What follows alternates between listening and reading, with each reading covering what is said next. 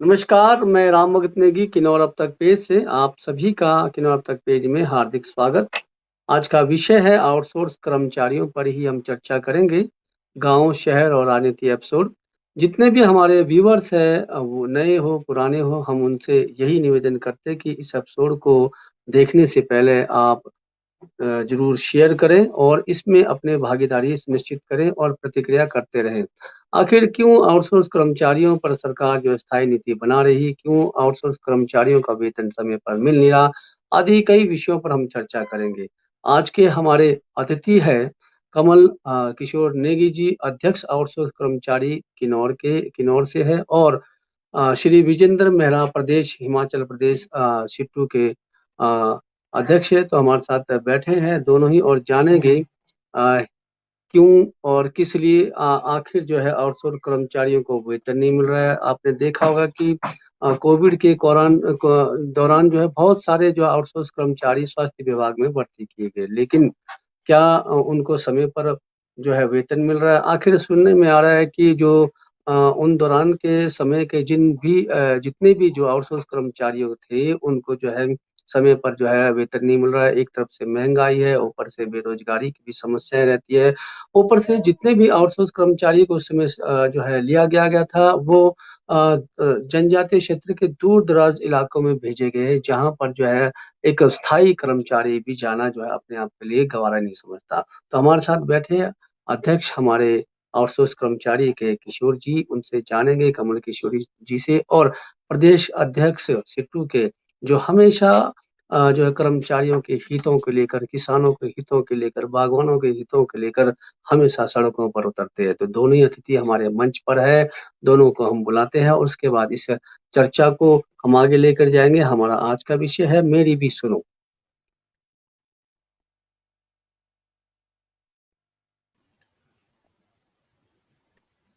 नमस्कार सर, आपका पेज में स्वागत है हमारे किन्नौर अब तक पेज में। नमस्कार जी। सर, आपको वैसे तो लाल सलाम। जैसे कि पूरा हिमाचल प्रदेश में आप लोगों का जो संगठन है, आप लोगों का जो यूनियन है, आप लोगों का जो झंडे के नीचे जितने भी जो है कर्मचारी रहते हैं, चाहे वो महिला हो, चाहे वो युवा हो, चाहे वो किसी भी वर्ग के हो, सभी के लिए आप काम करते हो। लेकिन वर्तमान में आउटसोर्स कर्मचारी को लेकर आप लोगों का जो है थोड़ा-सा आप लोगों ने भी कुछ मेंटेन रखा होगा कि चुनाव भी नज़दीक आ रहे हैं। ऐसे में आउटसोर्स कर्मचारियों को लेकर आप भविष्य में क्या चिंताएँ ज़ाहिर करना चाह रहे हैं? क्या उनके लिए जो है माँग रखना चाह रहे हैं? और वर्तमान में जितने भी आउटसोर्स कर्मचारी हैं, स्वास्थ्य विभाग में जो लगे हैं, उनको जो है वेतन नहीं मिल पा रहा है, वो हम जानेंगे अध्यक्ष जी से, जो हमारे किन्नौर के आउटसोर्स कर्मचारी के अध्यक्ष हैं कमल किशोर जी से। आपसे हम जानना चाहेंगे कि आखिर क्यों इस महँगाई के दौर पर हमारी हिमाचल सरकार जो है आउटसोर्स कर्मचारी को एक नियम नहीं बना रही है और उनको समय पर वेतन नहीं दे रही है। क्या जो है हिमाचल सरकार के पास पैसे है नहीं सर? थोड़ा-सा आपसे आप ही से जानेंगे, आप बहुत मुद्दों को उठाते हैं। राम राम भगत जी, सबसे पहले तो आपका शुक्रिया जी, इस कार्यक्रम में जुड़ने के लिए। और मैं जिस संगठन से ताल्लुक रखता हूँ, मजदूरों के संगठन से, centre of Indian trade union CITU जिसको कहते हैं, उसकी ओर से मैं कुछ बातें स्पष्ट कर देना चाहता हूँ आउटसोर्स कर्मचारियों के संदर्भ में। सबसे पहली बात यह है कि आज वर्तमान दौर में हिमाचल प्रदेश के अंदर अगर आप देखेंगे तो 40,000 से ज्यादा आउटसोर्स कर्मचारी काम कर रहे हैं। ये बहुत बड़ी संख्या है, ये कम संख्या नहीं है 40,000। और जैसे जैसे वक्त आगे बढ़ेगा ये संख्या निरंतर बढ़ती जाएगी और एक ऐसा क्षण आएगा, क्योंकि जिस तरीके की नीतियां आज हमारी प्रदेश की और केंद्र की सरकार अख्तियार कर रही हैं, ये दोनों सरकारें नीतियां, ये नव उदारवाद की 1990 के बाद की जो नीतियां हैं, निजीकरण की नीतियां हैं, ठेका प्रथा की नीतियां हैं, आउटसोर्स कर्मचारी रखने की नीतियां हैं, पार्ट टाइम की नीतियां हैं, टेम्परेरी रोजगार की नीतियां हैं, कैजुअल रोजगार की नीतियां हैं, मल्टीपर्पज वर्कर रखने की नीतियां हैं। और इन नीतियों के तहत आने वाले समय में आउटसोर्स कर्मचारियों की संख्या बहुत बड़ी तादाद में आगे बढ़ती जाएगी। तो मूल प्रश्न ये है कि अगर हम आंकड़े उठाएंगे पूरे देश के, तो हकीकत ये है कि आज पूरे जो व्यवस्था है हिंदुस्तान की, अगर सरकारी क्षेत्र में आप चले जाएंगे तो उसमें भी सरकारी क्षेत्र में 50% के करीब अब ठेका मजदूर हो गया, और ठेका मजदूर में आउटसोर्स कर्मचारी सबसे ज्यादा संख्या में है। इसी तरीके से आप प्राइवेट सेक्टर में चले जाएंगे, फैक्ट्री इंडस्ट्री के क्षेत्र में चले जाएंगे, तो उसमें 70% से ज्यादा मजदूर अब जो ठेका मजदूर हो गया है उसमें। तो ठेका मजदूर और आउटसोर्स कर्मचारी जो है कुल मिलाकर आज पूरे देश को चला रहे हैं। लेकिन जो इनका शोषण हो रहा है, जैसा आपने जिक्र किया कि वेतन तक नहीं दिया जा रहा है। आपको मालूम होगा अंग्रेजों के जमाने में 1936 में देश के अंदर एक कानून बना, वेतन भुगतान अधिनियम, पेमेंट ऑफ वेजेस एक्ट 1936। वो क्या कहता है? अंग्रेजों के जमाने में बना है, हमारा देश गुलाम था उस वक्त। उस वक्त में देश में कानून बना कि हर मजदूर को 7 तारीख से पहले वेतन मिल जाना चाहिए। अगर मैंने अप्रैल के अंदर काम किया तो मुझे मई 7 तारीख से पहले वेतन मिल जाना चाहिए, ये कानून कह रहा है। दूसरी बात ये भी है कि हमारे देश के अंदर देश की आजादी के तुरंत बाद अगले ही साल 1948 में एक न्यूनतम वेतन का कानून बना। हालांकि कानून तो जो है एक उचित वेतन को लेकर लाया जा रहा था, फेयर वेजेस को लेकर लाया जा रहा था, लेकिन न्यूनतम वेतन का कानून बना। तो न्यूनतम वेतन का कानून भी ये कहता है कि एक मजदूर को जो है एक इस तरीके का वेतन मिलना चाहिए जिससे उसका जो है परिवार का पालन पोषण अच्छे से हो जाए। तो अगर 1936 का कानून आज लागू नहीं हो रहा है हमारे प्रदेश के अंदर, तो आप समझ लीजिए कि ये अंग्रेजों के जमाने की ओर लौटने की बात हो रही है। आउटसोर्स कर्मचारियों का जहां तक योगदान है, कोरोना काल आपने देखा, कोरोना काल में जब कोई भी व्यक्ति काम में हाथ डालने के लिए तैयार नहीं था, और खास तौर पर जिस इलाके से आप ताल्लुक रखते हैं, जनजातीय क्षेत्र जो है, ट्राइबल क्षेत्र है, वहां तो पहले ही पोस्टें बहुत ज्यादा वेकेंट होती है, वहां रेगुलर कर्मचारी होते ही नहीं है। वो तो ज्यादातर ढांचा जो है वो ठेका मजदूर और आउटसोर्स कर्मचारी के माध्यम से ही चल रहा है। तो कोरोना काल में भी सबसे अच्छी सेवाएं जो है आउटसोर्स कर्मचारियों ने दी, अपनी जान को दांव पर लगाया, बहुत सारे साथियों की जानें गई, बहुत सारे साथियों के परिवार जो है वो पीड़ित हुए, कोरोना से संक्रमित हुए। लेकिन ये सारा काम करने के बावजूद भी उनको कोई रिवॉर्ड नहीं मिला, इनाम नहीं मिला, वो कोरोना वॉरियर्स बने नहीं, बल्कि उल्टा जो है उनका शोषण और तेजी से बढ़ा, और आज उनको वेतन तक नहीं मिल पा रहा है। आउटसोर्स कर्मचारियों के लिए नीति बनने का सवाल तो बड़े बाद का सवाल है, और वो सवाल बिल्कुल जायज सवाल है, वो सवाल तो बिल्कुल केंद्र बिंदु में होना चाहिए। लेकिन हम तो ये कह रहे हैं कि जो वेतन का जो कानून आज से पूरा लगभग 100 साल आज होते आए, 90 साल, उससे 90 साल से बना है, तब भी जो है वेतन जो है आउटसोर्स के कर्मचारियों को नहीं मिलता है। और इसके लिए जो हमारा श्रम विभाग है हिमाचल प्रदेश का, वो श्रम विभाग कहाँ है हमें मालूम नहीं है। जिस विभाग में जहां जहां आउटसोर्स कर्मचारी काम कर रहे हैं वहां का प्रशासन कहाँ है, वो गायब है।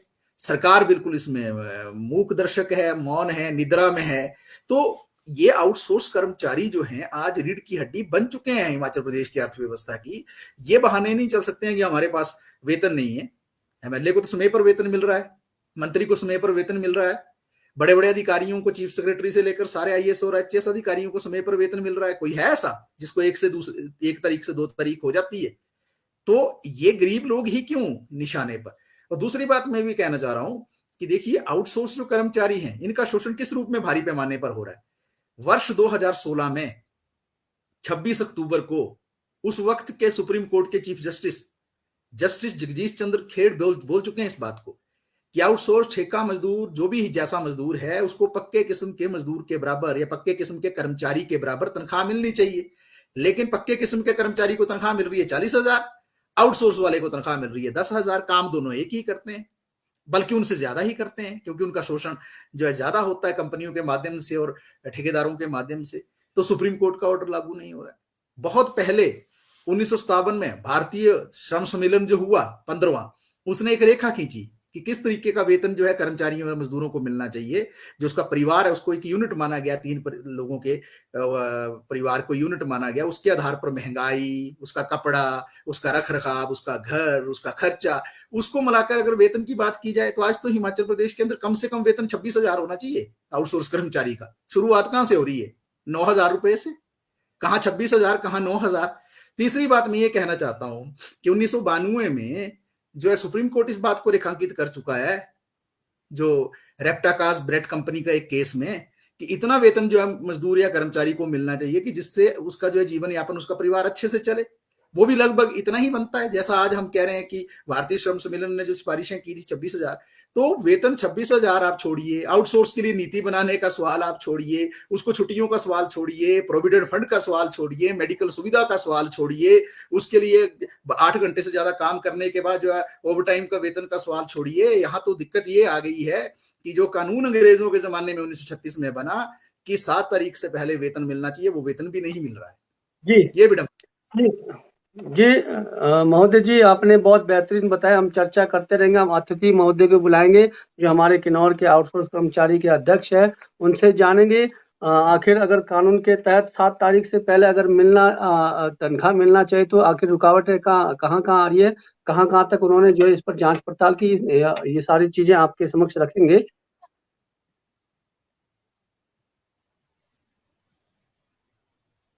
किशोर जी, आपका स्वागत है के नेगी जी, आपका किन्नौर अब तक पेज में। सर नमस्कार सर। सर सबसे पहले मैं आपका धन्यवाद करना चाहता हूं सर कि जो हमारे जो आउटसोर्स कर्मचारियों के जो मुद्दे हैं उनको आप उजागर करने के लिए जो आपने एक मंच दिया है, उसका मैं तहे दिल से जिला किन्नौर आउटसोर्स कर्मचारी महासंघ की तरफ से धन्यवाद करना चाहूंगा। और साथ ही भाई वीरेंद्र मेहरा जी का भी धन्यवाद करूंगा कि जिन्होंने एक इस फेसबुक पेज लाइव में आकर जो भी उनके अंदर जो जानकारी है उनको समक्ष रखा। धन्यवाद जी। किशोर जी, जैसे कि कहा कि अतिथि महोदय कह रहे हैं कि 7 तारीख तक जो है वो वेतन मिलना चाहिए, और आपका आरोप है या फिर आपके द्वारा जो सोशल मीडिया में हमने एक वीडियो देखा था, इस वीडियो को पहले हम आप तक रखेंगे, उसके बाद हम आपसे चर्चा करेंगे। आपकी एक वीडियो है सोशल मीडिया में, उसके द्वारा ही हम आपके द्वारा आपके पास चर्चा रखेंगे। नमस्कार साथियों, मैं कमल नेगी, अध्यक्ष आउटसोर्स कर्मचारी महासंघ जिला किन्नौर। मैं आप सभी के बीच जो हमारे कुछ आउटसोर्स कर्मचारियों के कुछ मुद्दे हैं उन मुद्दों को लेकर आपके बीच आया हूं, जिसमें सर्वप्रथम जो कोरोना काल में स्वास्थ्य विभाग में जो कर्मचारियों की तैनाती की गई थी, उन कर्मचारियों को पिछले 2 माह से वेतन नहीं दिया गया है, जिस कारण कर्मचारियों को काफी कठिनाइयों का सामना करना पड़ रहा है। सरकार के दिशा निर्देश अनुसार सभी आउटसोर्स कर्मचारियों को 7 तारीख तक वेतन दिया जाना है, परंतु 2-2 माह से वेतन न देने के कारण कर्मचारियों को काफी कठिनाइयों का सामना करना पड़ रहा है। साथ में इन कर्मचारियों की तैनाती ऐसे क्षेत्र में हुई है जहां पे एक नियमित कर्मचारी भी जाने से संकोच करते हैं। साथ में मैं सरकार से निवेदन करूंगा कि इन कर्मचारियों को जो पिछले 2 माह से वेतन नहीं दिया गया है, उन्हें जल्द से जल्द वेतन जारी करने की आदेश जारी करने की कृपा करे। साथ ही जिला किन्नौर में जो एक जनजातीय क्षेत्र होने के कारण कुछ कर्मचारियों को 25% वेतन वृद्धि दी जाती है, परंतु कुछ कर्मचारियों को यह वृद्धि नहीं दी जा रही है, जिस कारण कर्मचारियों के साथ भेदभाव किया जा रहा है। मेरा सरकार से निवेदन है कि जिला किन्नौर में समस्त कर्मचारियों को 25% वृद्धि समस्त कर्मचारियों को एक समान लागू करने की कृपा करे। कुछ कर्मचारियों को यह वृद्धि मिलने के कारण जनजातीय क्षेत्रों में कर्मचारियों के साथ एक भेदभाव जैसा किया जा रहा है, तो इन भेदभाव को खत्म करने की कृपा करें। धन्यवाद। सर मैं बताना चाहूंगा जो मैंने कि सोशल मीडिया के माध्यम से जो हमारे स्वास्थ्य विभाग में जिला किन्नौर के भीतर कोरोना जैसी महामारी के दौरान 71 कर्मचारियों की तैनाती की गई थी। ये तैनाती आप सभी जानते हैं भली भांति कि एक ऐसे समय में की गई थी जो जिला किन्नौर एक जनजातीय क्षेत्र होने के कारण एक सभी गांव एक दूसरे से दूर हैं और ऐसी कोई सुविधाएं नहीं थी उस समय कि जो भी हमारे जो वैक्सीनेशन के दौरान की इनको एक जो भी आपके सेंटर में लाके इन्हें वैक्सीनेशन किया जाए। तो ऐसे समय में सरकार ने जो भी इन सरकार का एक लक्ष्य था कि जो हिमाचल को एक सबसे पहले एक जो वैक्सीनेशन कर राज्य घोषित करने के लिए, तो ऐसे समय में इन कर्मचारियों की तैनाती की गई थी। तो इन कर्मचारियों की तैनाती जब की गई उसके बाद ही इन कर्मचारियों का वेतन में इश्यूज रहता रहा है।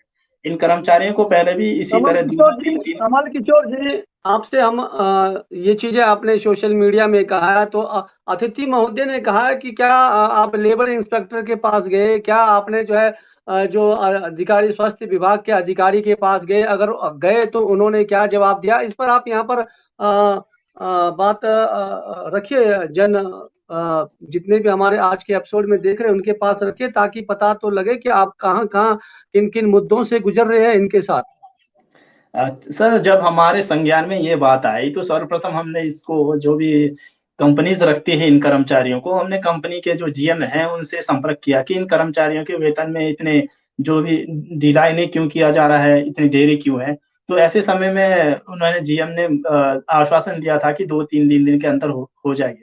तो ये लंबा सत्र चलता रहा, आगे 2-3 दिन वक्त गुजरते गया, इन कर्मचारियों के वेतन आ नहीं रहे थे। तो फिर उसके बाद भी मैंने काफी कोशिश की।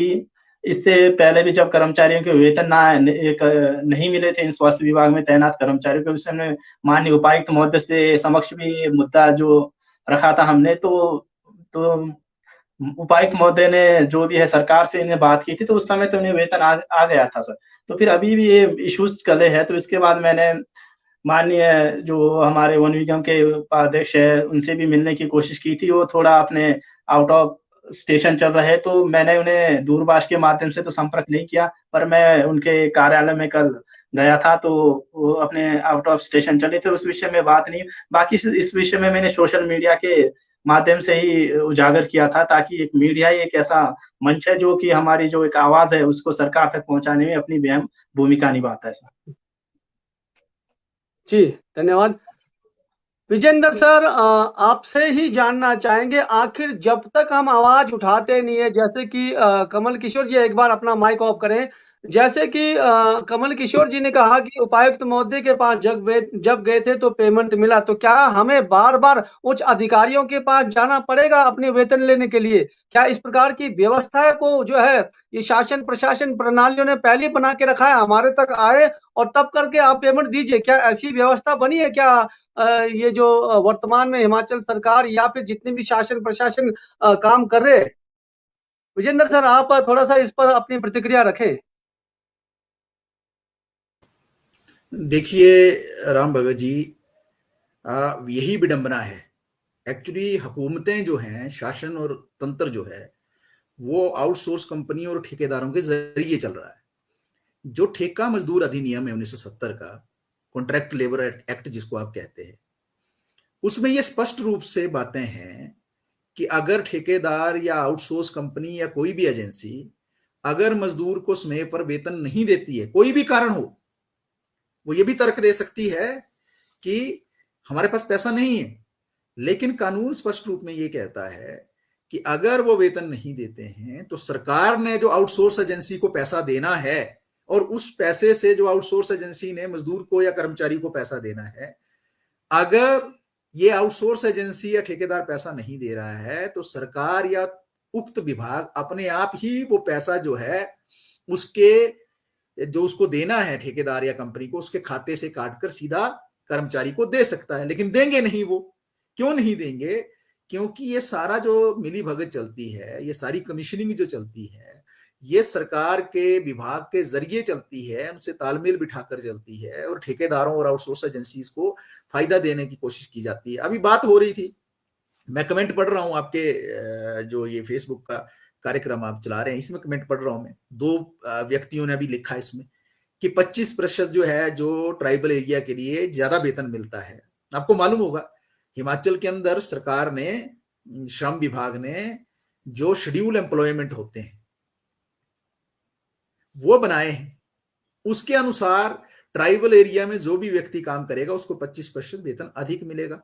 ये कानून है। शेड्यूल एम्प्लॉयमेंट का मतलब है वो कानून है कि उसको एक्स्ट्रा मिलेगा, लेकिन वो नहीं मिल रहा है।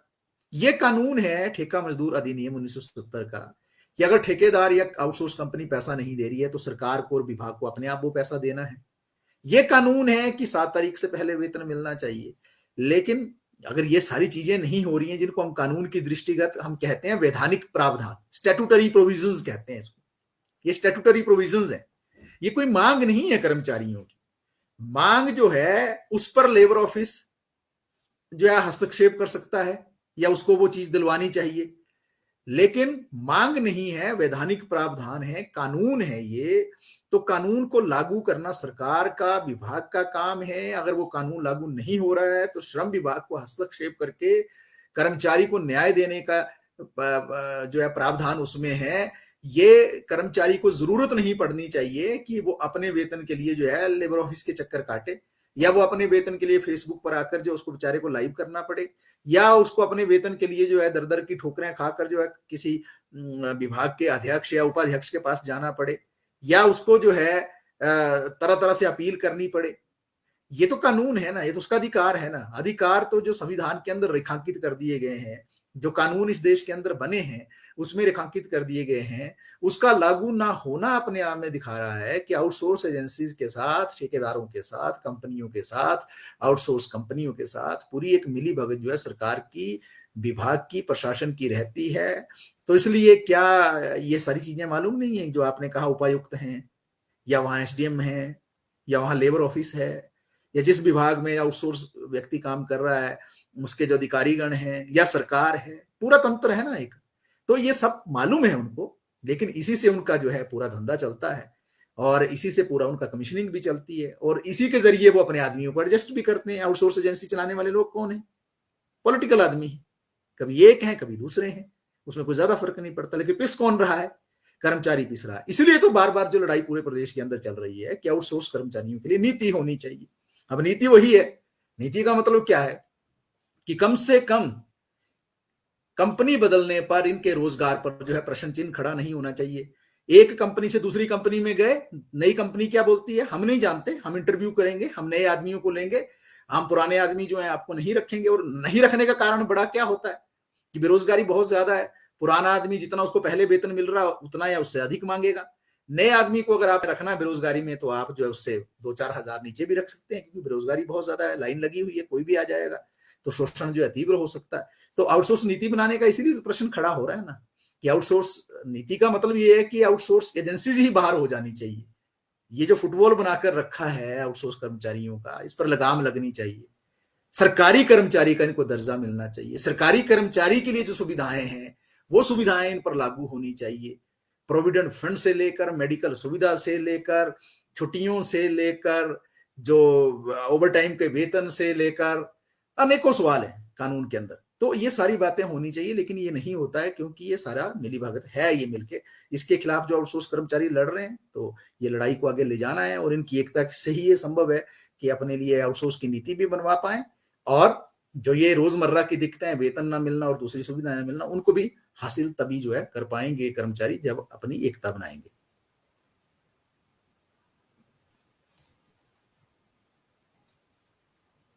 हमारे साथ जुड़े हैं हिमाचल प्रदेश के अध्यक्ष हमारे जो सीटू के अध्यक्ष और हमारे किन्नौर के अध्यक्ष के नेगी जी, आउटसोर्स कर्मचारी के। तो सबको पता होता है, प्रशासन को, शासन को, और तकरीबन अतिथि महोदय ने कहा कि कहीं ना कहीं जो है इसमें मिली भगत रहती है और कंपनी को फायदा देने के लिए ये जो है कदम उठाया जाता है।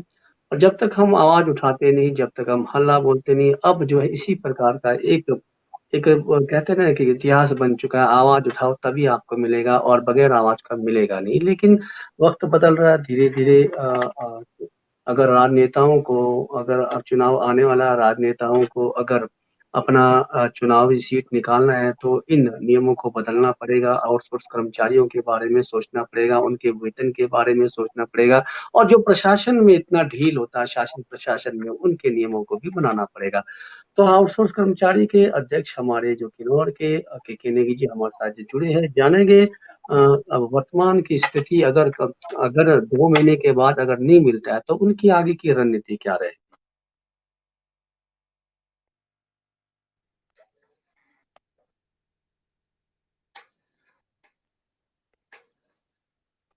किशोर जी, आपके पास 2 महीने से जो है आपके जो कर्मचारियों का वेतन नहीं मिल रहा है, ऐसे में अगर और ज्यादा मिलता नहीं है, 2-3 महीना लगते, तो ऐसे में आपका अंतिम निर्णय क्या होगा? क्या आप हल्ला बोलेंगे या फिर यूं ही बैठे आप जो है इंतजार करेंगे? नहीं सर, यदि अगर सरकार अभी भी इन कर्मचारियों को वेतन देने में यदि कहीं अगर अधिक समय लगाती है, तो आने वाले कुछ ही दिनों में हम मैं पूरे राज्य की बात तो नहीं कहूँगा, क्योंकि इस समय जिला किन्नौर में स्पेशली इन कर्मचारियों को तैनात की गई। तो जिले के अंदर भी हम सर अगर समय पे वेतन ना दे इन कर्मचारी, हम आंदोलन भी कर सकते हैं सर जिला किन्नौर के अंदर सर।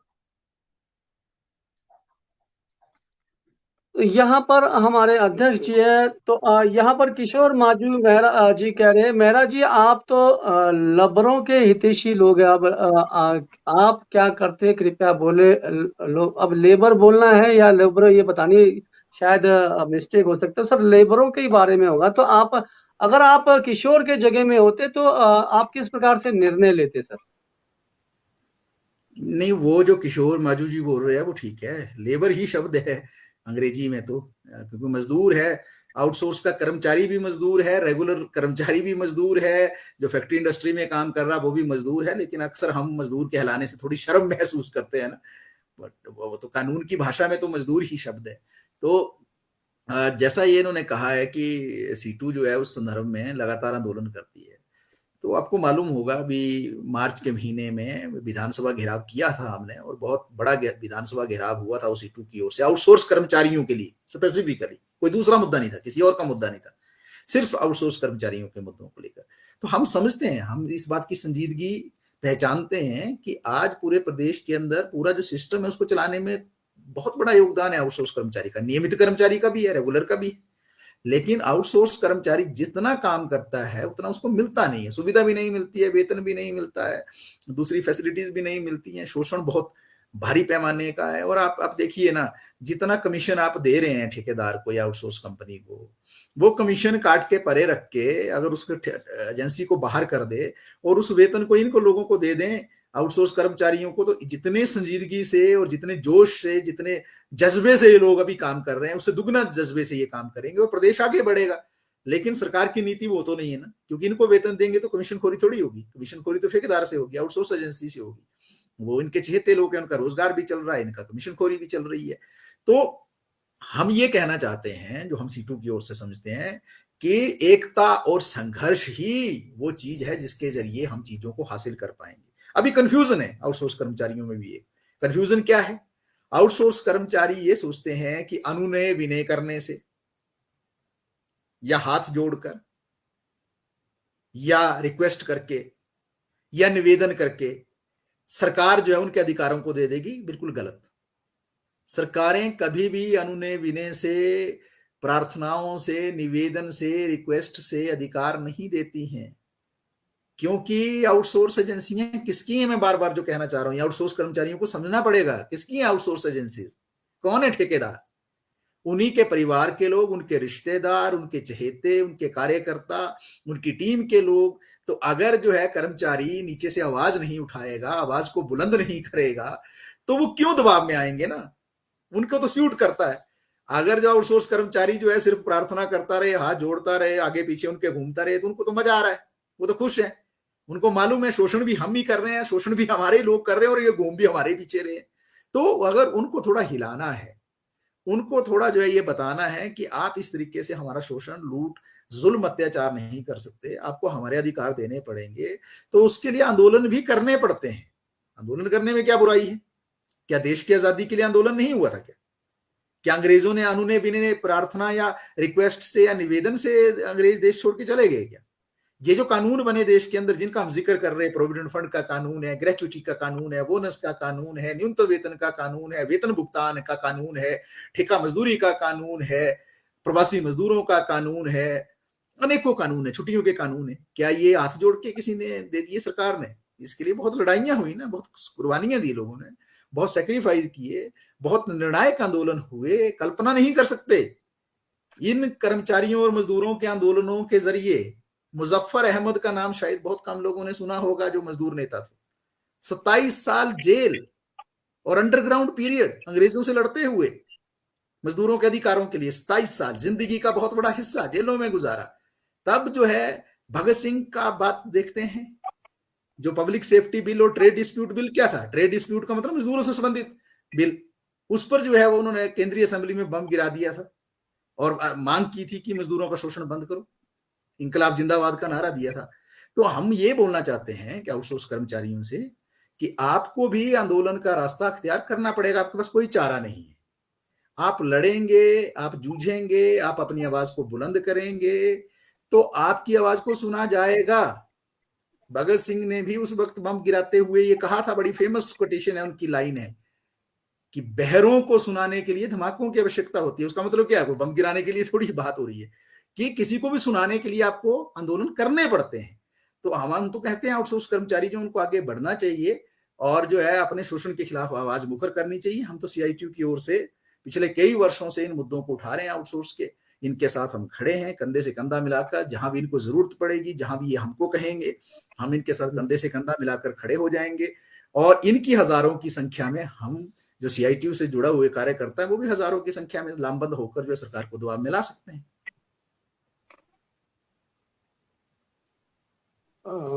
राजेंद्र सर, अभी आप ही से ही हम थोड़ा सा चर्चा करेंगे। आपको मेहरा साहब, आप ही से हम चर्चा करेंगे। आपको मेरी आवाज क्लियर आ रही है? जी जी जी। अभी एक कमेंट आया था कि एक बार विधायक बनते ही जो है पेंशन के अधिकारी होते हैं, और यहाँ पर जो है आउटसोर्स कर्मचारियों के बारे में जो चुने हुए जितने भी हमारे राजनीतिक दल है, पेन नहीं लेता है, सिर दर्द नहीं लेता है। आखिर जो है हम उन्हीं को ही हम वोट जो है चुनकर भेजते हैं। तो ये 4-4 5-5 जो है विधायकों जो है पेंशन ले रहे हैं, लेकिन जो है आउटसोर्स कर्मचारियों या फिर अन्य कर्मचारियों के लिए, जैसे ओपीएस बहाली करना हो, तो उनके लिए पैसे नहीं है। तो आखिर अपने लिए तो ये अपने लिए कहीं से भी ढूंढ के निकालेंगे, लेकिन कर्मचारियों के लिए पैसे नहीं है। ये नीतियां जो है राजनीतिक दलों का रहा है ऐसा। आखिर जो है अमृत महोत्सव हमारा जो भारत देश मना रहा है, लेकिन ऐसे में मजदूर और ऐसे में जो आउटसोर्स कर्मचारी जो है अपने वेतन के लिए तरस रहे हैं। आप इस पर थोड़ा सा और अपनी संज्ञान। जी नहीं, आप बात ठीक कह रहे हैं। अमृत महोत्सव नाम अच्छा है। 75 साल आजादी के पूरे हो रहे हैं। बहुत गौरवमयी परंपरा है। बहुत संघर्ष किए हमारे आजादी के वीरों ने, फांसी के फंदे चूमे, गोलियां खाई, जेल की सलाखों में रहे, काला पानी की सजा भुगती, दूसरी सब चीजें की। लेकिन अमृत का महोत्सव किसका? अमृत तो सारा अंबानी और अडानी लूट कर ले गए। आम जनता के हिस्से में, कर्मचारी के हिस्से में, मजदूर के हिस्से में तो विष आया, सिर्फ जहर आया। ऑक्सफैम इंडिया जो एक बहुत बड़ी संस्था है, वो क्या रिपोर्ट कर रही है? वो ये कह रही है हिंदुस्तान में पिछले 3 वर्षों में 97% जो जनता है उसकी इनकम या तो गिरी है या उतनी रह गई, बड़ी नहीं है, सिर्फ 3% की बड़ी है। आपने देखा रातों रात अडानी जो दुनिया के सबसे अमीरों की सूची में आ गए। किसी ने कल्पना नहीं की थी। वो तो हिंदुस्तान के पहले व्यक्ति नहीं बन रहे थे सबसे अमीर, एकदम रातों रात जो दुनिया के सबसे अमीरों में आ गए वो। तो अंबानी अडानी ये सारा, और जो गरीब है, ये नीतियों का सवाल है वास्तव में। जो आपने कहा ना कि एमएलए को पेंशन है और कर्मचारी को नहीं है, ये है वो नीति जिसको हम नव उदारवाद की नीति कहते हैं। ये 1990 के बाद आई। ये आउटसोर्स कंपनियों को, फर्मों को, एजेंसियों को, पूंजीपतियों को, उद्योगपतियों को, कारखानेदारों को, अमीरों को फायदा पहुंचाने की नीतियां हैं। कर्मचारी और गरीब आदमी के खिलाफ नीतियां। इससे अमीर और ज्यादा अमीर हो रहा है, गरीब और ज्यादा गरीब हो रहा है। तो जो पेंशन का सवाल है, पेंशन का सवाल भी तो वही है ना। प्रभावशाली कौन है? एमएलए है। एमएलए एक दिन चुने जाने पर पेंशन लेता है। कर्मचारी पूरे 35 वर्ष की नौकरी करके जब घर लौटता है, तो हम तो कहते हैं, जब आंगनवाड़ी की बात हम करते हैं और मिड डे मील कर्मचारी और आशा कर्मचारी की, जिस दिन वो रिटायर होते हैं उनके पास अपने पोते को ले जाने के लिए, पोती को ले जाने के लिए, या बच्चों को ले जाने के लिए, जो टॉफी ले जाने के लिए भी पैसा नहीं होता है। कोई मतलब उनको कोई ग्रेचुटी नहीं मिलेगी, उनको कोई जो है पेंशन नहीं मिलेगी, उनको कोई प्रोविडेंट फंड का पैसा नहीं मिलेगा। यही नीतियां हैं जिन नीतियों के जरिए ये खून चूसने की नीतियां। आउटसोर्स का मतलब क्या है ना, आप समझिए मुझे। काम पक्का है, सरकारी विभाग चल रहे हैं लगातार, कोई सरकारी विभाग खत्म तो नहीं हो रहा है उस तरीके से अभी। हालांकि उस पर हमला जारी है, कोशिश जारी है कि उनको खत्म किया जाए। लेकिन सरकारी विभाग है, पीडब्ल्यूडी है, आईपीएच है, एजुकेशन है, हेल्थ है, पूरा जो आईपीएच, सारा जो सरकारी महकमा है, एचआरटीसी है, बिजली है, रोज वो काम कर रहे हैं। तो जब वो रोज काम कर रहे हैं तो भाई उसमें तो पक्के किस्म का कर्मचारी चाहिए ना, नियमित कर्मचारी चाहिए ना। आउटसोर्स कहां से आ गया? ठेका मजदूर कहां से आ गया? जो 1970 का कानून है ठेका मजदूरी अधिनियम का, राम भगत जी आप मेरी बात को सुनना, वो कहता है कि ठेका मजदूर, आउटसोर्स भी ठेका मजदूर ही एक श्रेणी है, उसी का एक टाइप है, उसको बाइफरकेट कर दिया इन्होंने।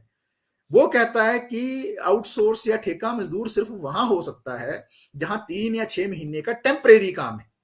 उसके बाद जो है सिर्फ 3-6 महीने के लिए कोई टेम्परेरी काम चलाना है तो उसको इस तरीके से चला लो। लेकिन जहां ये लोग काम कर रहे हैं, कमल जी काम कर रहे हैं या दूसरे लोग काम कर रहे हैं, वो 3-6 महीने का काम कर रहे हैं, 15-15 20-20 साल से काम कर रहे हैं एक ही विभाग के अंदर। तो मतलब पक्के किस्म का काम है, विभाग चल रहा है, आउटसोर्स कहां से आ गया? वहां तो नियमित रोजगार होना चाहिए था। बहुत सारी जजमेंट्स हैं, सुप्रीम कोर्ट की हैं, अनेकों हाई कोर्ट्स की हैं, जुडिशरी इस पर कमेंट कर रही है कि ये खुला शोषण हो रहा है। लेकिन सरकारों को क्योंकि वो सूट करता है, सरकार के वो आदमी है एजेंसियां चलाने वाले, उनका भी रोजगार चलाना है, उनको भी लखपति से करोड़पति, करोड़पति से अरबपति और खरबपति बनाना है। वो एक तरफ बनाना और दूसरी ओर उन्हीं से कमीशन खाकर जो है अपने आप को भी अमीर करना है, अपना भी रोजगार चलाना है। तो ये सारा मिली भगत चल रही है और इसलिए जो इसके खिलाफ एक निर्णायक लड़ाई की आवश्यकता है। जी, आपने बहुत बेहतरीन यहाँ पर आउटसोर्स कर्मचारियों के बारे में बताया। तो हमारे साथ कमल नेगी जी जुड़े हैं। कमल जी, तो वर्तमान में सिग्नल की दिक्कत है। आज के हमारे अतिथि है, हमारे साथ जुड़े हमारे हिमाचल प्रदेश के विजेंद्र मेहरा जी, जो हर विषयों पर हिमाचल के अंदर में लड़ाई लड़ते हैं। जैसे कि पिछली बार जो है आईजीएमसी में हमारे जो वहाँ पर जो तब्दील हो रहा था, जो वहाँ के जो जहाँ पर मैं नाम भूल गया, ठेका ठेका जो भूल जाता हूँ। यहाँ मेहरा जी आईजीएमसी में, हाँ बिल्कुल बिल्कुल, आउटसोर्स कर्मचारियों की ही वो लड़ाई थी, ठीक कह रहे हैं आप। कई सालों से सरदार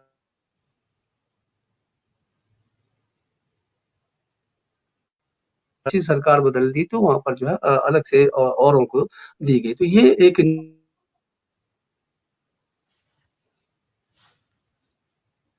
हमारे अतिथि जी कहते हैं कि अपने हक के लिए आंदोलन,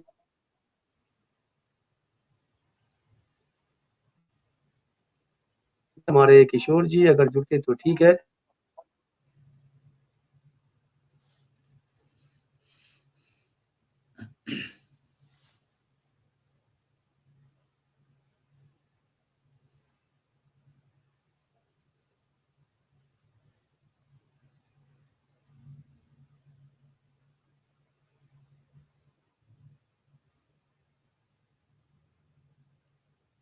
जो आप कह रहे थे ना राम भगत जी, आप सुन पा रहे हैं मुझे?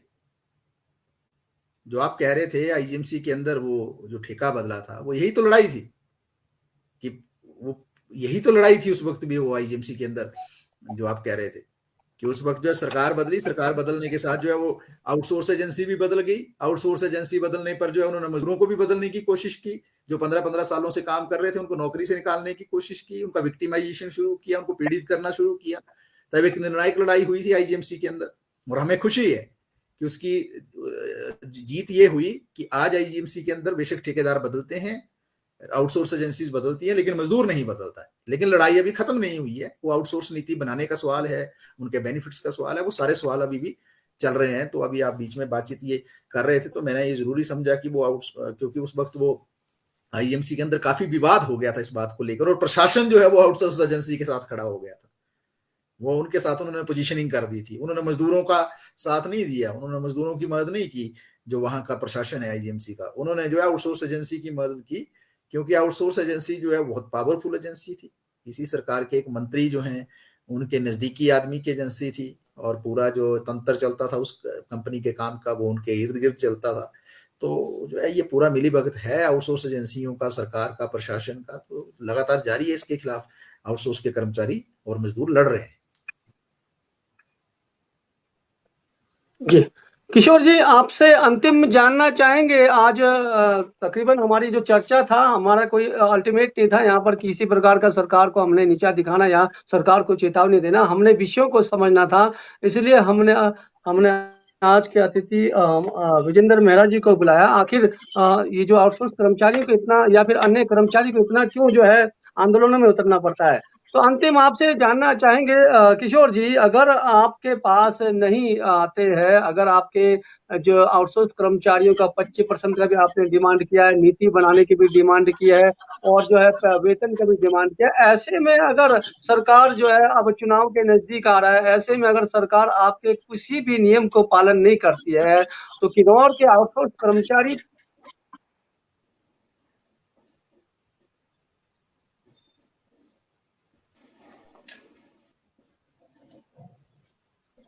बोलिए कमल जी। अच्छा सर, इनकी आवाज चली गई शायद ना।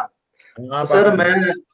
मैं बताना चाहूंगा कि मैं ज्यादा पीछे की बात नहीं करूंगा। मैं अभी वर्तमान में जो सरकार है, जो हमारे मुख्यमंत्री है आदरणीय जी जयराम ठाकुर जी, इन्होंने विधानसभा के अंदर एक बहुत बड़ी बात कही थी कि अगर जो भी कर्मचारी वर्ग अपनी मांगों को लेके सरकार के समक्ष शालीनता के साथ अपने विचार रखेगा, अपनी मांग करेगा, तो उनकी हम मांगों को पूरा करेंगे। तो आपने भी देखा होना कि 14 मार्च का दिन था जब प्रदेश भर के समस्त जिले से आउटसोर्स कर्मचारियों ने माननीय जो जयराम ठाकुर के समक्ष बड़ी ही शालीनता के साथ विधानसभा के अंदर आए थे और उन्होंने अपनी एक मांग रखी थी कि हमारी सिर्फ मांगे एक ही मांग रखी हमने कि स्थायी नीति की मांग हमने इसीलिए की क्योंकि कई वर्षों से जो कर्मचारी है, पिछले 2 दशकों से इन कर्मचारियों का शोषण होते आ रहा है। इसमें कितनी सरकारें आई, कितनी गई, परंतु इन कर्मचारियों के बारे में कोई भी सरकार गंभीर नहीं रही। सभी सरकारें इन कर्मचारियों का लगातार शोषण कर रही आ रही है और वेतन जो भी आपने एक भली भांति एक विचार रखे थे कि नाम मात्र वेतन दिया जा रहा है और जो भी सरकार है, यहाँ जो लेबर एक्ट है उनके हिसाब से जो पहले ही कानून पास हो चुके हैं कि कर्मचारियों को वेतन एक समान काम समान वेतन के जरिए अलग अलग वर्ग के कर्मचारियों का अलग अलग वेतन एक फिक्स है। तो जो भी एक अभी मिनिमम वेज 18,000 है जो कि एक चतुर मतलब सबसे नीचे वाली श्रेणी के कर्मचारी का, उससे अतिरिक्त अन्य जो श्रेणीवार है उन कर्मचारियों के वेतन अलग अलग फिक्स किए परंतु सरकार जो भी सरकारें है इसमें कोई भी कोर्ट के आदेशों का पालन नहीं कर रही है और जो कर्मचारी है जो एक अब अपने विभागों में सरकारी कर्मचारी के अतिरिक्त एक बहुत ही अच्छा कार्य करते हैं। विभागों में 1-2 सरकारी कर्मचारी कार्यरत है और उससे अधिक आउटसोर्स कर्मचारी सभी विभागों में कार्यरत है और सभी सारे सरकारी कार्य यही कर्मचारी कर रहे हैं। कर्मचारी की मन की जो ठेस पहुंचती है वो तब पहुंचती है जब जो एक नियमित कर्मचारी आउटसोर्स कर्मचारी से भी कम काम करने के पश्चात उनका वेतन 70,000 80,000 रुपए बढ़ाया जाता है मिलता है और वही कर्मचारियों को जो इस बार जो वर्तमान सरकार है उन्हें 10,500 रुपए न्यूनतम वेतन जो कि के नाम पे एक सभी कर्मचारी वर्ग को कहा कि 10,500 रुपए वेतन दिया जाएगा। तो मैं कहूंगा कि ये कोई बड़ा वेतन नहीं है क्योंकि इस वेतन में एक जो महंगाई का दौर है, जो निरंतर महंगाई दिन प्रतिदिन अपना एक विकराल रूप धारण कर रही है। तो ऐसे में 10,500 में कर्मचारी अपने परिवारों का पालन पोषण और जो एक अपनी एक कर्मचारी होने के नाते अपनी जो इच्छाएं हैं पूरी नहीं कर पाता है, मात्र एक साधारण जीवन व्यतीत कर पाता है। तो हमने यही सोचा था कि सरकार यदि हमारे लिए एक स्थायी नीति बना के लाती है तो चलो वेतन हम अब इस तक 2 दशक बीतने के बाद चाहे इतने कर्मचारी 18-18 20-20 साल हो गए शोषित हो रहे, चलो नीति आती है तो चलो 2-3 साल हम कम वेतन में सहन कर लेंगे तो आने वाला वक्त अच्छा होगा। इसी को लेके हम एक स्थायी नीति की मांग कर रहे हैं पर सरकार भी अभी हमें स्पष्ट नहीं कर पाई है कि नीति क्या होगी, किस प्रकार की होगी। जो ये कभी मन में बहुत ही शंकाएं अभी सरकार ने उत्पन्न की है। तो मैं कह रहा था कि जो सरकार ने मुख्यमंत्री जी ने कहा था कि शालीनता के साथ आइए हम आपकी मांगों को पूरा करेंगे, तो हमने पूरी शालीनता के साथ वहां बात कही थी। परंतु जो सब कमेटी बनी है आउटसोर्स कर्मचारियों के लिए नीति से निर्धारण जो भी कार्य कर रही है, मात्र 6-7 महीने बीत जाने के बाद भी अब इस तक स्पष्ट रूप प्रारूप तैयार नहीं कर पाए कि इन कर्मचारियों को किस तरह विभागों में समायोजन किया जाना है या किस तरीके से इन कर्मचारियों को नियमित करना है। चुनावी वर्ष होने के कारण कभी भी आगामी दिनों में एक आचार संहिता लग सकती है। तो हमारा यही सरकार से आग्रह है कि जो आपने एक विधानसभा के अंदर इन कर्मचारियों की स्थायी नीति की बात कही थी, समय अवधि के अंदर इस अपनी घोषणा को पूर्ण करे और यदि समय में यदि सरकार इन घोषणाओं को पूरा नहीं करती है तो आप सभी ने देखा होना कि जो 14 मार्च में हमने जो विधानसभा का घेराव किया था उसमें हमारे सिर्फ आउटसोर्स कर्मचारी थे, उसमें हमने किसी राजनीतिक दल के सहयोग से हमने एक वहां पे एक जो सरकार से बात करने थे, किसी दल का सहारा नहीं लिया था। मात्र हम सब आउटसोर्स कर्मचारी एक जो हमारे शोषण के खिलाफ एक आवाज उठाने सरकार के समक्ष आए थे। तो हम जितने भी जिले में है सब आउटसोर्स कर्मचारी एकत्रित है, और जो हमारा महासंघ है पूरी तरह संगठित महासंघ है। यदि आने वाले समय में यदि सरकार हमारे लिए नीति नहीं बनाती है तो हम सरकार के विपक्ष में भी जा सकते हैं। यदि सरकार हमारे लिए नीति बनाकर यदि आने वाले दिनों में नियमितीकरण के रास्ते खोलती है तो हम सरकार के पक्ष में भी हम कार्य करेंगे। हमें इस बात कहने से कोई संकोच की बात नहीं है। तो मैं यही कहूंगा कि सरकार को कि यदि समय रहते ये नीति लाए। और मैं जो 25% वाली जो जनजातीय क्षेत्र में जो एक जनजातीय भत्ता कर्मचारियों को दिया जाता है, जो एक कानूनी प्रक्रिया के तौर पे है, तो इस विषय में मैंने काफी कहीं पीछे 2-3 वर्षों से सरकार के प्रतिनिधियों के समक्ष भी मैंने ये बात रखी, विपक्ष में भी रखी, माननीय जो जिला किन्नौर के उपायुक्त महोदय है उनके समक्ष भी मैंने ये बात रखी है। तो परंतु अभी तक भी हमें इस जो भी हमारे जो जनजातीय जो 25% भत्ता है ये नहीं दिया जा रहा है। कई विभागों में ये कर्मचारियों को दिया जा रहा है, जो एक जिला किन्नौर के कर्मचारियों के साथ एक बहुत ही बड़ा दुर्भाग्य है पूर्ण है कि किन्नौर के जनजातीय क्षेत्र होने के बाद दोहरा शासन प्रणाली को अपनाया जा रहा है। हमने जितने भी हमने जो माननीय सरकार के समक्ष प्रतिनिधि के समक्ष जो हमने अपने जो हमने दस्तावेज पेश किए उसमें हमने जिन कर्मचारियों को आउटसोर्स के जिन कर्मचारियों को 25% जो मानदेय दिया जा रहा है अतिरिक्त मानदेय, उसकी भी हमने उनके छाया प्रति भी उनके साथ संलग्न की है। तो फिर भी अभी मैं कहूंगा कि पिछले 2-3 महीने के उपरांत भी हमारी बात सरकार तक पहुंची है, परंतु इसमें अभी जो हमें वेतन की बढ़ोतरी हुई थी उसमें भी ये जो 25% भत्ता है समस्त कर्मचारी को एक समान जारी नहीं किया जा रहा है। और मैं कहूंगा जो अभी सरकार ने जो हमारे कुछ भी जो कर्मचारियों के जो वेतन की बढ़ोतरी की गई थी वर्ष 2017 की पॉलिसी के गाइडलाइन अनुसार, उसके पैरा नंबर 4 में यह दर्शाया गया है कि जब जब भी सरकारी विभागों में कार्य दैनिक वेतनभोगी के कर्मचारियों में वेतन में बढ़ोतरी होगी, उसी की तर्ज पे आउटसोर्स कर्मचारियों के वेतन में भी बढ़ोतरी होगी।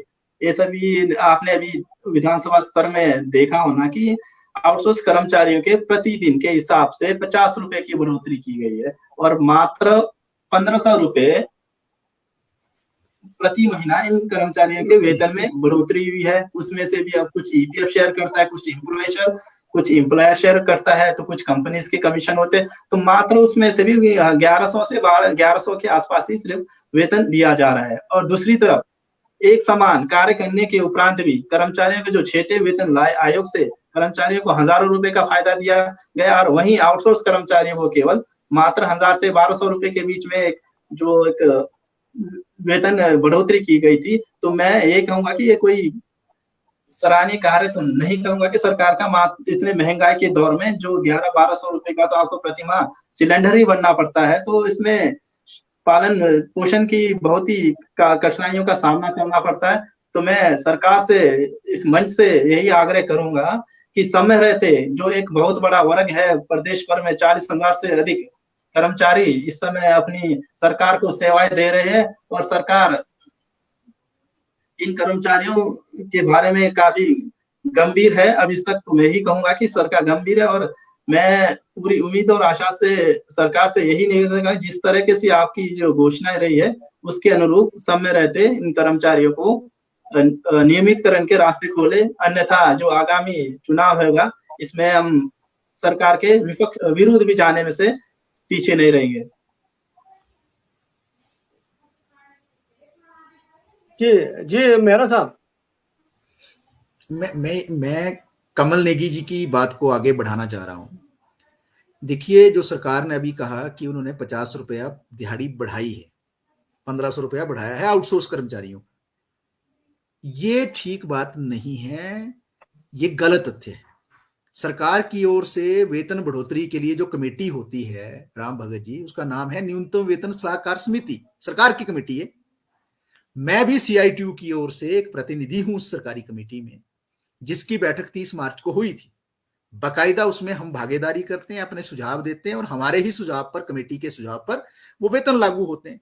हमने वहां भी इस बात को उठाया, मैंने उठाया इस बात को C2 की ओर से कि आप जो कह रहे हैं कि हर व्यक्ति के वेतन में जो है 1500 रुपए की बढ़ोतरी कर दी, ये गलत है। जिसका न्यूनतम वेतन है अभी, मान लो जिसका 9000 वेतन था, उसी का बढ़ा 50 रुपया दिहाड़ी। जिसका 9000 रुपए से ऊपर था वेतन, पहले ऑलरेडी ऊपर जा चुका था, जो इतने वर्षों की नौकरी करने के बाद, उसका 50 रुपया नहीं बढ़ा है। तो ये भी एक कंफ्यूजन है, हर व्यक्ति का 1500 रुपया नहीं बढ़ा है, उसी का बढ़ा है जिसका 9000 था, कम से कम 9000 था। दूसरी बात, पूरे देश में सारी सरकारों ने सिवाय जो नॉर्थ ईस्ट की स्टेट्स हैं 5, आपको बताओ छोटे छोटे राज्य हैं वहां, सिक्किम जैसे, मणिपुर जैसे, मिजोरम जैसे, बड़े छोटे छोटे राज्य हैं, आपको पता है, जैसे पहाड़ी राज्य हैं, पिछड़े हुए राज्य हैं, विकास अभी पहुंच रहा है वहां। उसके सिवाय पूरे देश में सिर्फ हिमाचल एक राज्य है जहां पर मजदूरों कर्मचारियों के वेतन को उपभोक्ता मूल्य सूचकांक यानी महंगाई भत्ते से नहीं जोड़ा गया है। समझ लीजिए बात, पूरे देश में महंगाई भत्ते से वेतन जुड़ चुका है। इसका मतलब यह है कि जनवरी के महीने में और जुलाई के महीने में 2 बार साल में ऑटोमेटिकली ही वेतन अपने आप हर राज्य में बढ़ता है। पंजाब में बढ़ता है, पड़ोस में उत्तराखंड में बढ़ता है, हरियाणा में बढ़ता है, जम्मू कश्मीर में बढ़ता है, दूसरी सभी जगह बढ़ता है, हिमाचल में नहीं बढ़ता है। तो महंगाई सूचकांक के साथ भी हमारी सरकार भी हमारे वेतन को नहीं जोड़ रही है। हमारा वेतन जैसा जिक्र किया इन्होंने, 7वां वेतन आयोग था, जस्टिस माथुर उसके अध्यक्ष थे, उन्होंने सिफारिश की थी कि कम से कम 18,000 वेतन होना चाहिए, लेकिन वो उस वक्त की थी 2016 में या उससे पहले, सॉरी, ठीक है। तो आज अगर जो है उसको अगर आप पैमाना बनाएंगे तो वो 18,000 भी नहीं रह गया, अब वो 21,000 और 26,000 में चला गया वो वेतन। तो ये जो एक आई वॉश है, जहां आउटसोर्स कर्मचारियों को सिर्फ एक सपने दिखाए जा रहे हैं। आउटसोर्स कर्मचारी बहुत ज्यादा काम करते हैं, आप किसी भी महकमे के अंदर चले जाइए, आपको दिखता ही आज आउटसोर्स कर्मचारी है, क्योंकि जो रिटायर हो रहा है उसकी जगह नियमित भर्ती नहीं हो रही है, सरकारी कर्मचारी बचे नहीं है उस तरीके से। पूरे का पूरा महकमे को चलाने का जो पूरा जिम्मेवारी है कंधे पे उठा रखा है पूरे विभाग को, किसी भी विभाग को आउटसोर्स कर्मचारी में। उनके वेतन को महंगाई भत्ते से नहीं जोड़ते हैं, उनको वेतन को बढ़ाते नहीं है, उनके वेतन को जस्टिस माथुर की रिकमेंडेशन के अनुसार देते नहीं है, सुप्रीम कोर्ट के अनुसार देते नहीं है, 15वें भारतीय श्रम सम्मेलन के अनुसार देते नहीं है, सुप्रीम कोर्ट का ऑर्डर है समान काम का समान वेतन, उसको लागू करते नहीं है, आउटसोर्स के लिए नीति बनाते नहीं है।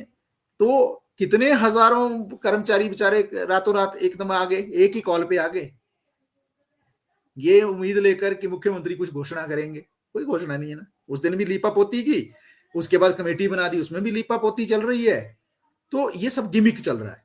तो हमारी एक मंशा ये है, हम चाहते हैं कि एक्चुअल में ही आउटसोर्स के लिए नीति बनाना का वक्त आ गया है। बहुत ज्यादा शोषण हो गया, इससे ज्यादा शोषण नहीं हो सकता, ये शोषण की चरम सीमा है, ये पराकाष्ठा है शोषण की। इससे ज्यादा शोषण क्या निचोड़ोगे किसी को आप? पूरा निचोड़ के रख दिया आपने, जवानी पूरी इनकी ले ली है।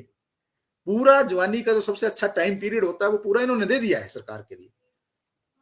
अब जब इनको जरूरत है तब जो है आप उसको लीपापोती कर रहे हैं, उसके लिए नीति नहीं बना रहे। तो मैं यही कहना चाहता हूं कि ये सवाल बहुत जायज है, वाजिब है, इनकी जो लड़ाई चल रही है बहुत वाजिब है। हम तो पूरे C2 की ओर से खुले दिल से इनका समर्थन करते हैं और दिल से समर्थन करते हैं। और क्योंकि हम मजदूर वर्ग से ताल्लुक रखते हैं, हम मजदूरों के साथ खड़े होने वाले लोग हैं, हमारा संगठन जो है मजदूरों का संगठन है जो अपने अधिकारों के लिए लड़ता है। ऐसे ही आउटसोर्स के जो कर्मचारी हैं वो भी अपने अधिकारों को लेकर लगातार जो है बात उठा रहे हैं, आंदोलन कर रहे हैं। तो हम इनसे ये कहेंगे कि आप जो अपनी लड़ाई को मजबूत करो, आपको इधर उधर देखने की कोई आवश्यकता नहीं है। आपके पास इतनी बड़ी ताकत है कि अगर आप इकट्ठे हो जाएंगे आप सरकार को हिलाकर रख दोगे। एनपीएस वालों ने एक दिन में जैसे हिला दी थी सरकार, आपने भी हिला दी थी, आपने सभ्य तरीके से हिलाई, एनपीएस ने भी सभ्य तरीके से हिलाई, बाकी सबने सभ्य तरीके से हिलाई, कोई उड़दंग तो किसी ने नहीं किया।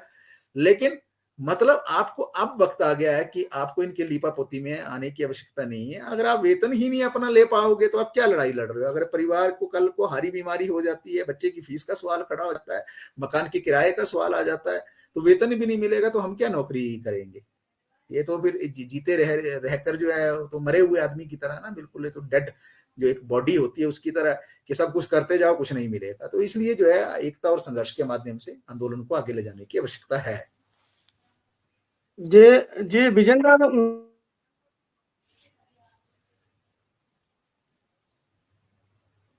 लेकिन हम फिर कभी और दोबारा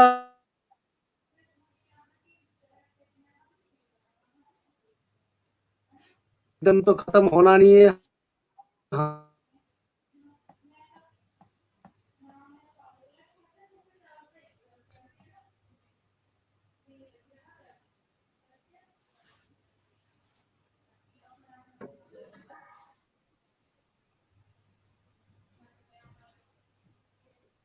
मुझे लगता है कमल जी मेरे ख्याल द्वारा कट गए हैं, तो खत्म करते हैं।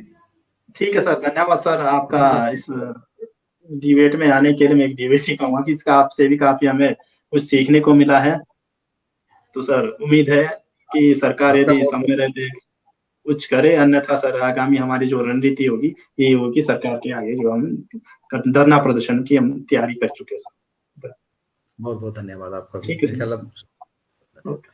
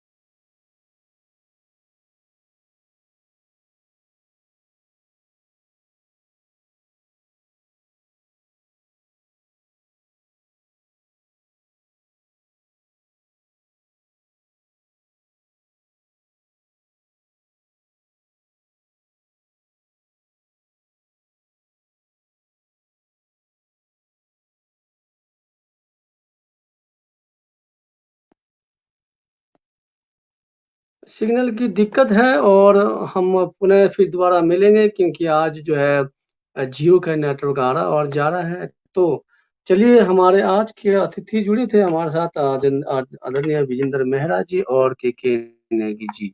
हम पुनः इस एपिसोड को फिर कभी रखेंगे, तब तक के लिए आप लोग से